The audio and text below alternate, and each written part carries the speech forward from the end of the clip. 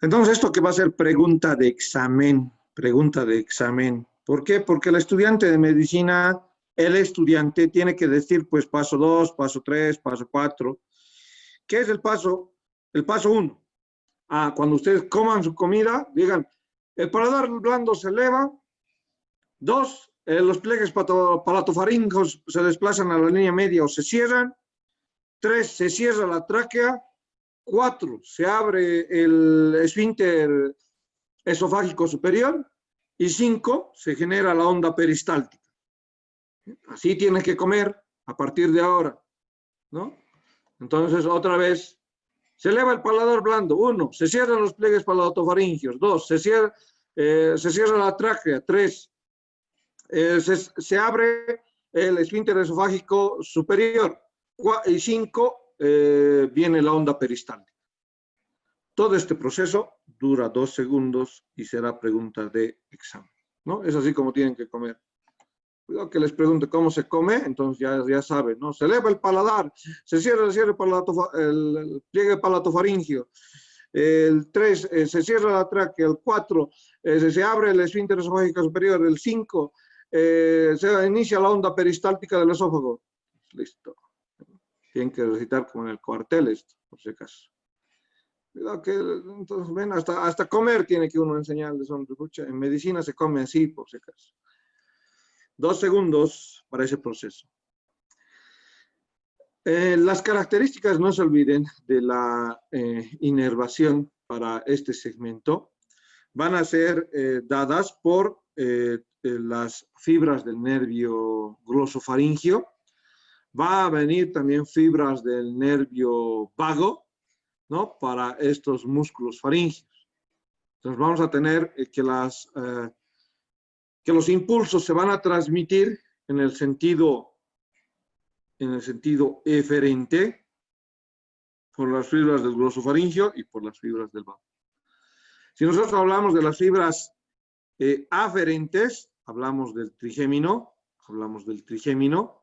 y también hablamos del glosofaringio, que tiene fibras sensitivas, ¿no? Entonces el trigémino y el glosofaringio dan aferentes y eferentes el glosofaringio y el vago. Entonces esa es la inervación para este paso de la deglución. Ahora sí, ya no me interesa el centro de la masticación. Acá está mi centro de la deglución, a nivel del bulbo raquídeo. Y este centro de la deglución está mandando información de tipo eferente a través de los pares craneales del vago, del glosofaringio y a veces incluso del mismísimo accesorio, ¿no? Que tiene que ver el accesorio. No se olviden que el platisma, que colabora levemente con el descenso, también recibe fibras del accesorio, además del facial, ¿no? Y los músculos, obviamente, que van a dirigir a la parte del cuello, ¿no? Ahí está el trapecio, pero eso ya es tema de harina de otro costal para este momento. A este efecto, cuando nosotros recalcamos la fase faríngea involuntaria de la deglución, ojo, toda la fase faríngea se genera en un ciclo, y como se genera en un ciclo, se va a tener que inhibir al centro respiratorio. ¿Recuerdan? En bulbo, el centro del circuito respiratorio. Entonces, cuando existe una estimulación del centro de la deglución, se mandan señales inhibitorias al centro respiratorio. ¿Para qué? Porque se inhibe de manera específica y durante un intervalo de la alimentación, lapsos de tiempo para así realizar la deglución del alimento y no interferir con el mecanismo respiratorio. No interferir me refiero a sincronizarse con el mecanismo respiratorio, porque mientras exista estimulación del centro de la deglución, se va a interrumpir la respiración. ¿Bien? Un periodo corto, pero se interrumpe. Entonces ahí la fase faríngea involuntaria. Muy bien, vayamos a la fase esofágica, esta fase esofágica de la deglución. En la fase esofágica va a existir los mismos movimientos peristálticos que hemos descrito en parte en intestino, pero los vamos a dividir en dos. Vamos a decir que existen movimientos peristálticos primarios y movimientos peristálticos secundarios. ¿A qué se debe esa variación del movimiento peristáltico primario? El primario es una continuación de una onda peristáltica desde la faringe, desde que se ha abierto el esfínter esofágico superior o faringoesofágico, y se propaga durante todo el esófago en la deglución. Es una onda corta, ¿no? Es una onda corta. Una onda que va a durar entre 8 y 10 segundos para el proceso alimentario, que está transfiriendo el bolo alimenticio hasta la porción estomacal. Ahora, cuando nosotros tenemos la onda peristáltica secundaria, ¿cuándo se da esto? Si no se logra mover el alimento con la fuerza leve que tiene esta onda peristáltica, tiene una fuerza en relación a las ondas lentas que hemos descrito en intestino, no ondas en espiga. Entonces va a venir un peristaltismo secundario, que es análogo a las ondas en espiga. ¿Cuándo? Cuando la onda peristáltica primaria no logra mover el alimento hasta el estómago. Entonces, por lo tanto, cuando coman trancapecho van a decir, mi onda peristáltica primaria no funciona, que entra en juego la onda peristáltica secundaria. ¿Y qué va a producir esto? La distensión de las paredes esofágicas. ¿Para qué? Para que el alimento pueda distenderse, las paredes esofágicas puedan distenderse y el alimento dirigirse al estómago. ¿Bien?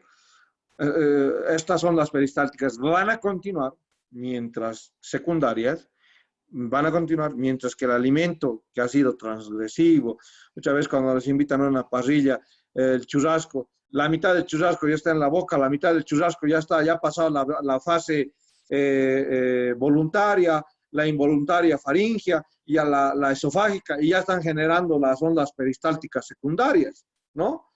Entonces, de manera directa. ¿Por qué? Porque el alimento ha sido de gran tamaño que ni siquiera lo han mascado, ¿no? Y ahí el esófago lo que hace para evacuar el alimento hasta la parte digestiva es generar estas ondas peristálticas secundarias, que son análogas a las ondas en espiga que le hemos descrito en intestino. Muy bien, ¿qué más en relación a las características de esófago? Eso en torno al tránsito, a este primer tránsito intestinal. Antes, para acabar de esófago. El estómago, no se olviden que el esófago es una estructura colapsada. Muchos de los que han visto al esófago en anatomía, y ustedes que han tenido suerte, han visto al esófago como una estructura plana, colapsada. Entonces, el estómago, cuando no tiene alimento, y muchos también han visto la pieza anatómica del estómago, también está con un colapso, no tiene una dilatación constante, puede estar acá el contenido gástrico, puede estar con un ligero colapso en la parte digestiva, si no tiene nada en el estómago. Entonces, claro que no es su colapso como el esófago, ¿no? Al cierre completo, el esófago está plano, pero el estómago no llega a ponerse plano, pero tiene un colapso. Cuando viene la onda de relajación de la parte del esófago por las ondas peristálticas primarias y secundarias, lo que va a producir es que se produzca una relajación receptiva del estómago. Está viniendo, entonces el esófago le comunica, no está mandando alimento. Lo que el estómago va a hacer es relajarse. ¿Para qué? Para albergar al bolo alimenticio. Ahí usted sabe, ¿qué le dan cuando están a dieta? Una uva. No, eso es un insulto para el cochalo, ¿no? Así como hay que comer bien, hay que hacer ejercicios bien, hay que hacer ejercicios. Y aquel que haga ejercicios y pucha diga, no, estoy engordando, hay un desequilibrio, pues. Estamos ingiriendo más de lo que estamos realizando la actividad física. Y si no hay dicho desequilibrio, entonces hace bastante ejercicio. Mañana hace ejercicio, 1 hora de abdominales, 2 horas de flexiones. Pucha, entonces, ¿qué pasa? No, ojo. Hay que ver situaciones endócrinas, como las glándulas suprarrenales, síndrome de Cushing, ¿no? Aumenta la concentración de los glucocorticoides y por lo tanto las características del depósito de carbohidratos y graso en diferentes áreas y el paciente nunca adelgaza. Entonces, y para terminar, acá nosotros tenemos un esfínter, se llama el esfínter esofágico inferior. 3 centímetros, 3 centímetros por encima de la unión del esófago con la porción del cardias, en la unión gastroesofágica, ¿no? Este esfínter es muy importante. Hay muchas patologías para este esfínter. Tiene que mantener una presión de alrededor de 30 milímetros de mercurio. Tiene que estar cerrado. Y cuando no o perdemos esa característica de prensión del esfínter esofágico inferior, cuando los músculos a su alrededor lo colaboran poco. ¿Para qué voy a hacer ejercicios de cardio, doctor? Pucha, si yo quiero tonificar. El diafragma es un músculo, es un músculo. ¿Se entrena cuando usted está en ejercicios aeróbicos o no se entrena? Se entrena. Van a correr una vuelta a la manzana o corren en un parque. El diafragma se entrena. Por lo tanto, el hiato esofágico que recuerdan en la parte anatómica también va a colaborar pues con la fuerza del esfínter esofágico inferior. Recuerdan que algunos han hecho un trabajo que se llamaba las hernias hiatales. Quiere decir que las fibras del diafragma se relajan tanto en algunos pacientes que el estómago viene al tórax. Y eso se conoce como hernia de hiato. Esa es la hernia de hiatal. Este esfínter tiene que mantener presiones de 30 milímetros de mercurio. Para tal propósito, y mantenerlo durante toda mi vida, si quiero llegar a los 70, tengo que realizar actividad física. No hay mejor manera experimental para la anatomía y la fisiología que realizar ejercicio. Los diferentes tipos de ejercicios que puedan haber. Para el diafragma hay ejercicios en torno a los cantantes, a ver, busquen cómo logran fortificar el diafragma, ¿no? Cómo logran realizar respiraciones torácicas o respiraciones abdominal y controlar esas dos, ¿no? Entonces, el diafragma es un músculo, por lo tanto, yo tengo que mantenerlo adecuado. ¿Creen que es bueno, miren el mal hábito, de echarse de barriga después de ingerir alimentos? ¿Qué va a pasar? El bolo alimenticio, todavía tiene que quedarse un tiempo en el estómago, aumenta la presión. Acá el esófago tiene 30 milímetros de mercurio, el contenido del abdomen va a tener 35, entonces va a aumentar, pues, y va a ceder. Y eso es una de las causas fisiopatológicas de la enfermedad por reflujo gastroesofágico. ¿Bien? Una de las causas. El esfínter está acá normalito. Ustedes no se echan de barriga. Ahora sí que comen, que da miedo. Entonces, ahí, ¿qué vamos a tener? Una presión gástrica que puede superar 40, 45 milímetros de mercurio. Entonces, si comen hasta estar más que saciados, entonces, ¿qué va a pasar? Va a venir una característica de reflujo gastroesofágico. Cuando viene esta sensación de relajación y viene el reflujo gastroesofágico, la enfermedad por reflujo gastroesofágico, el paciente tiene un síntoma. A ese síntoma se lo llama acalasia. ¿Qué es la acalasia? Es esa sensación de vinagrera que dice el paciente. Doctor, después de ingerir alimentos, como y siento que el alimento quiere volver, siento una sensación quemante, molesta, una sensación desagradable. Entonces, a esa sensación se la denomina acalasia, la sensación de vinagrera que les dice el paciente. ¿Por qué puede ser eso? Uno, porque no está mal el esfínter esofágico inferior, y lo otro, que el estómago pues haya recibido alcohol, haya recibido bastante comida. ¿Cuántas cajitas de cerveza? Unas 5 cajitas de cerveza. No va a ocasionar una dispepsia, ¿no? Una alteración en el tránsito intestinal. Sí, va a ocasionar pues una alteración. Y además de eso, imagínense que ustedes se han tomado el alcohol, bastante bebida, 10 botellas de vino ustedes solo y no le han llamado al doctor Ayala. No puede ser, pues, hombre, ¿no? ¿Dónde se ha visto esas cosas?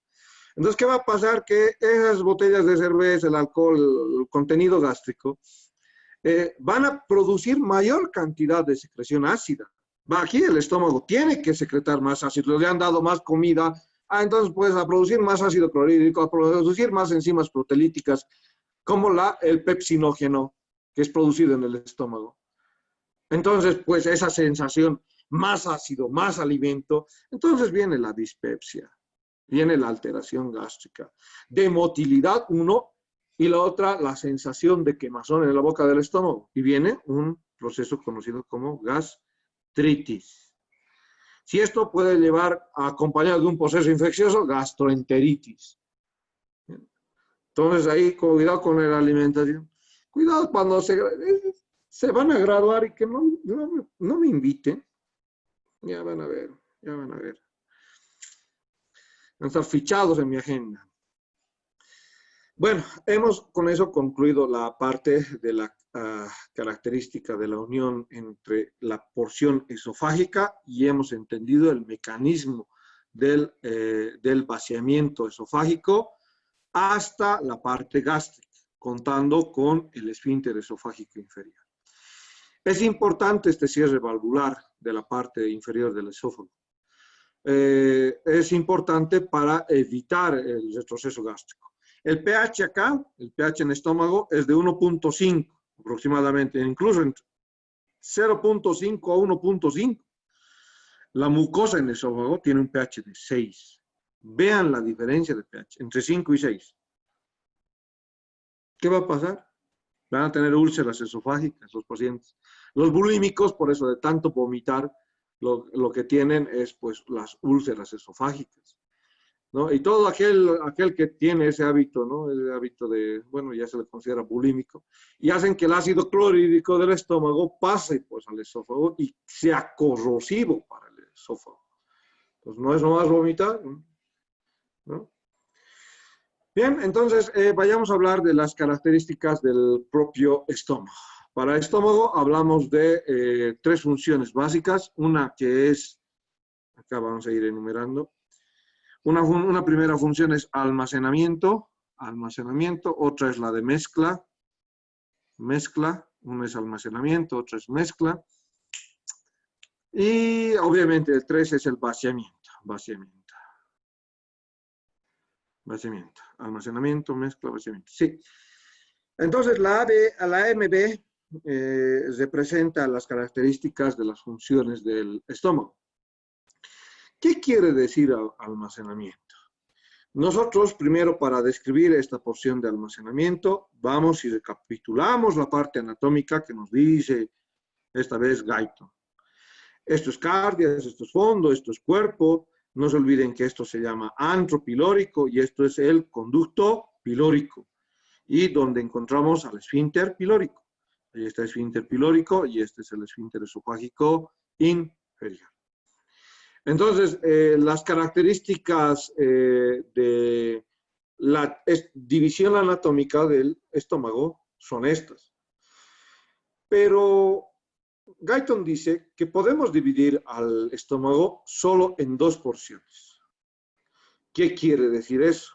A ver, vayamos a dividir al estómago fisiológicamente en dos porciones. Donde nos dice 2/3 superiores del estómago van a ser la porción oral. Estamos dividiendo al estómago de forma fisiológica. 2/3 de estómago, incluido fondo y cuerpo, esta parte del cuerpo, constituyen la parte oral. Y 1/3 de estómago representa la parte caudal. Acá estamos dividiendo fisiológicamente el estómago, ya no anatómicamente. Anatómicamente ya hemos recordado que hay el cardio, es el fondo, la característica del cuerpo, del antro pilórico, del esfínter pilórico, o conducto, donde está el conducto pilórico. ¿Bien? Entonces, ¿para qué nos va a servir esta función? Ya vamos a llegar a los movimientos de mezcla y propulsión, entendiendo que en esta porción oral, lo que procede es el inicio de la onda de mezcla. El inicio de la onda de mezcla.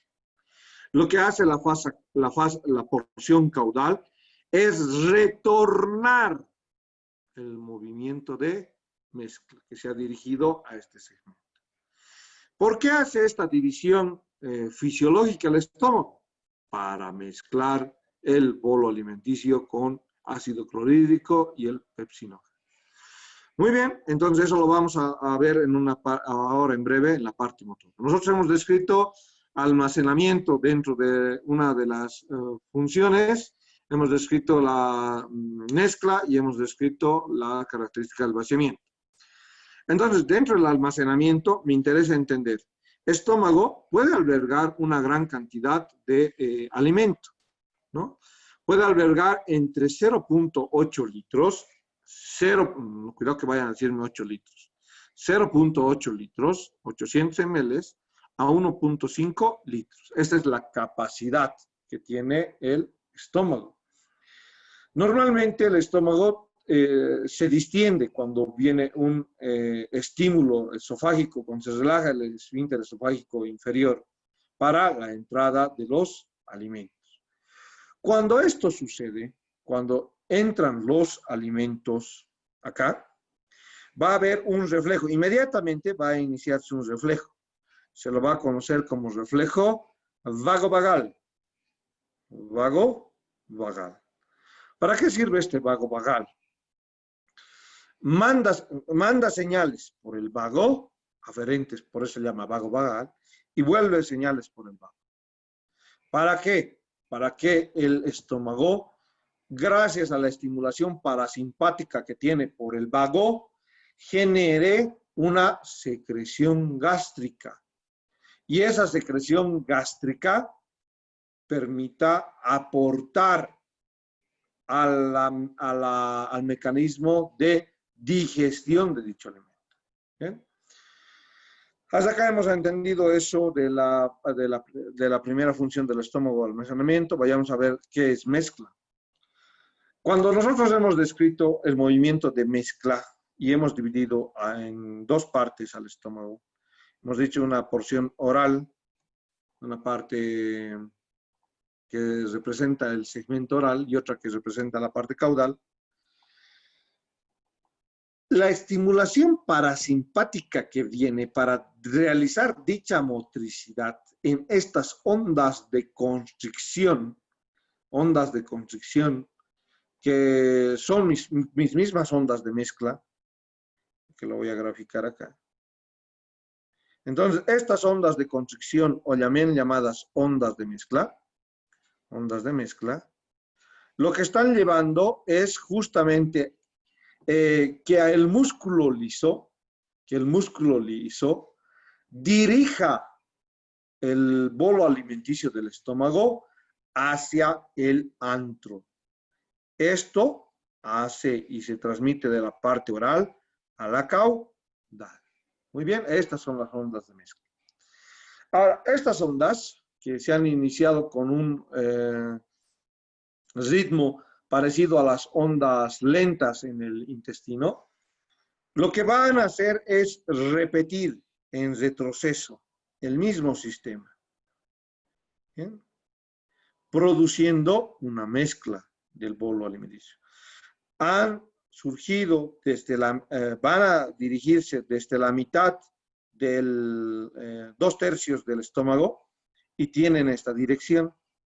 Van hasta la parte caudal y se topan con el esfínter pilórico cerrado. Las ondas retroceden y generan este mecanismo de ondas de mezcla. Es así que cuando nosotros hemos graficado ayer, el alimento hace esto. ¿Bien? Entonces, gracias a estas ondas de mezcla, van y producen justamente las características de combinación del ácido clorhídrico, combinación del pepsinógeno con el bolo alimenticio. Vamos a tener otras características que se van a llamar ondas lentas. Estas ondas de mezcla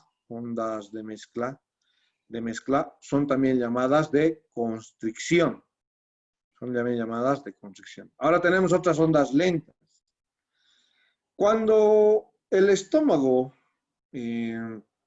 va a tener este mecanismo de ondas desde la parte de fondo, cuerpo, y vuelve y retorna, existen ondas, no se olviden que el músculo liso en el estómago tiene una organización, ¿no? ¿Recuerdan la organización?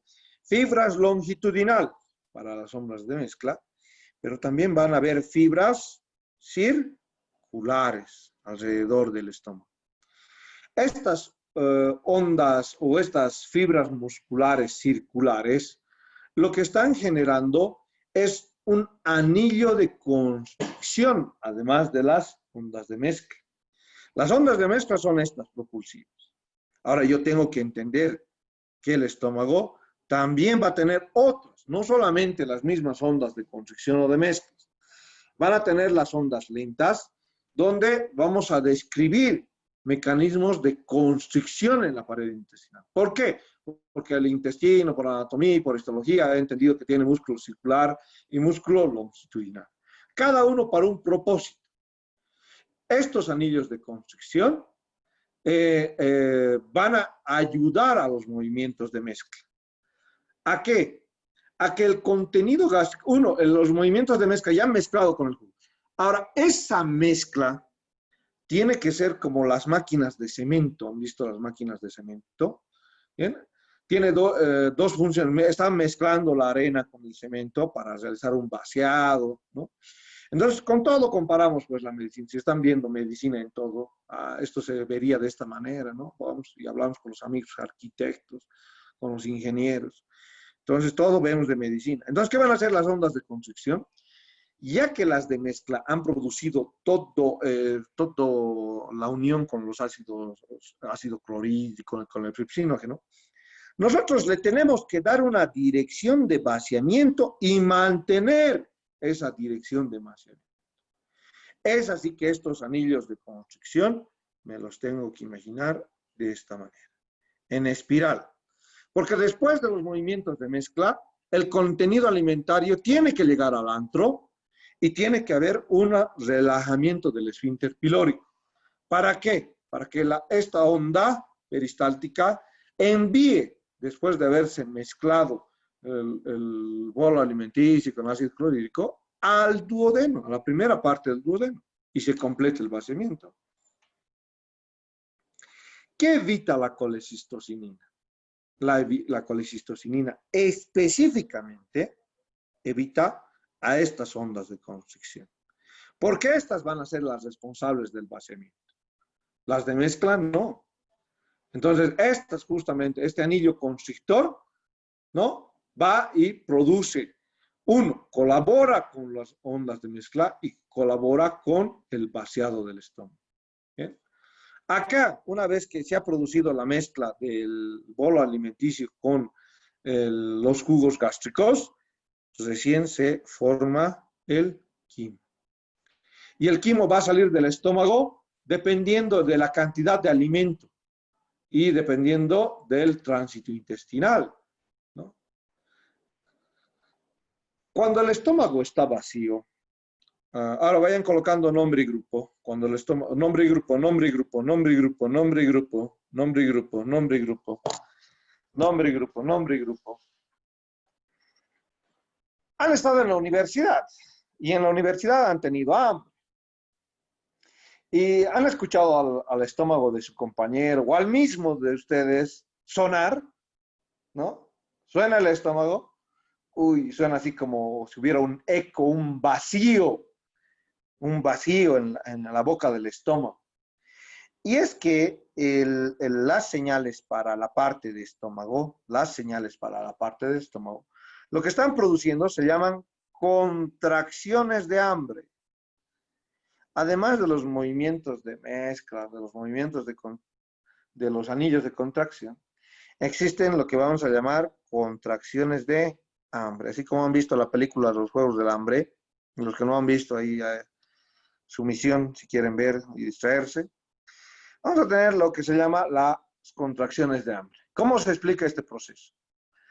Las contracciones, cuando el estómago esté vacío durante mucho tiempo, quiere decir, ustedes lo último que han comido para tener estas contracciones puede ya ser de hace 12 horas o 18 horas o hace 24 horas.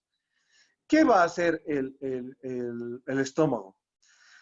Estas va a tener una información a través de la porción parasimpática que le va a dar descargas rítmicas al cuerpo gástrico. Entonces, estas descargas, como son continuas y rítmicas, ¿por qué?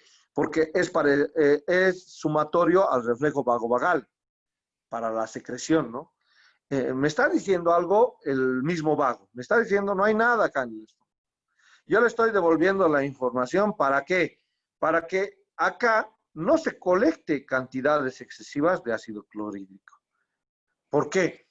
Porque la explicación, y esto para cuando utilicen medicamentos, es que durante los periodos de ayuno es durante más cantidad de secreción de ácido clorhídrico se produce. Ahora ahí la lógica.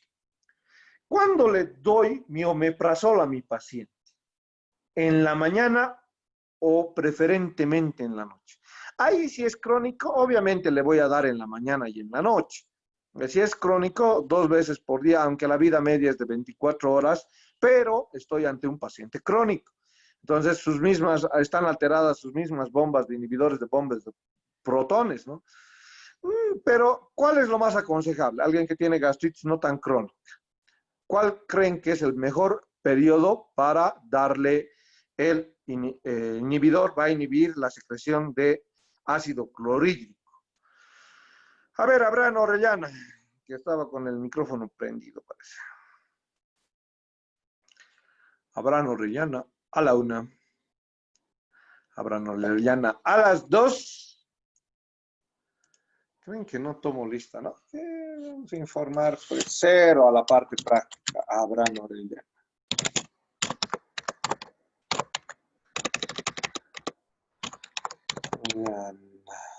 Ya. Bien, ahí está un primer cerito. Así se ganan ceros también. A ver, Andrea Aguilar, active audio. Doctor, Muy buenas bien. tardes.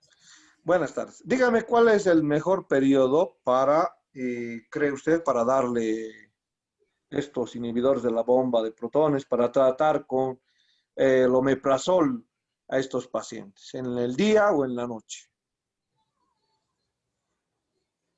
Mm, en la noche, doctor, ¿Por qué? porque porque en la noche el estómago no está trabajando tanto ya de que ya a cierta hora ya dejan de comer los Muy pacientes. bien, muy buena respuesta, la acepto, muy buena respuesta. Y completó a esa respuesta con que existe ácido clorhídrico. Y la mucosa gástrica, en esos periodos nocturnos, está completamente expuesto al ácido clorhídrico. Entonces, los periodos de ayuno lo que me van a hacer es que exponer de manera más prolongada al ácido clorhídrico a estos pacientes, ¿no?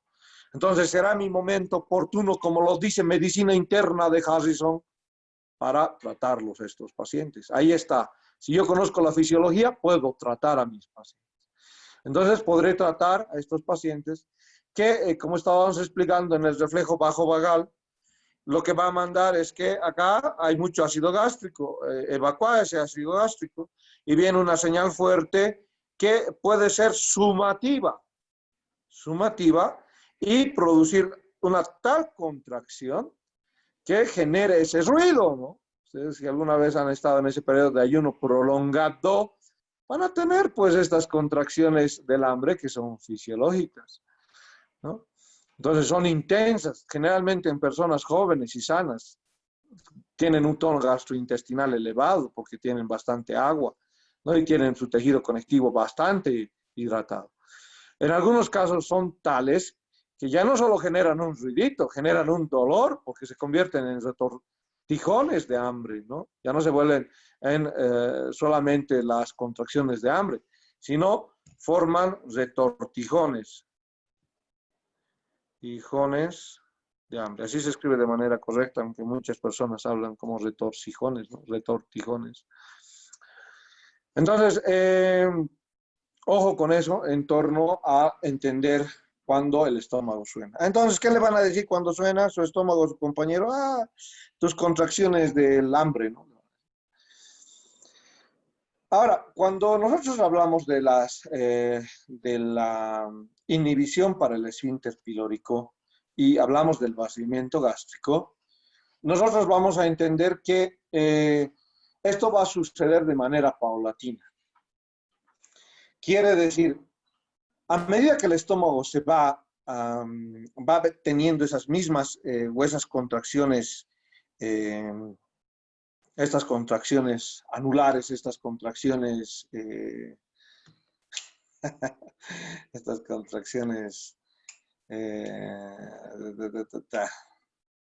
contracciones en forma de anillo alrededor del estómago, estas contracciones, estos anillos de constricción,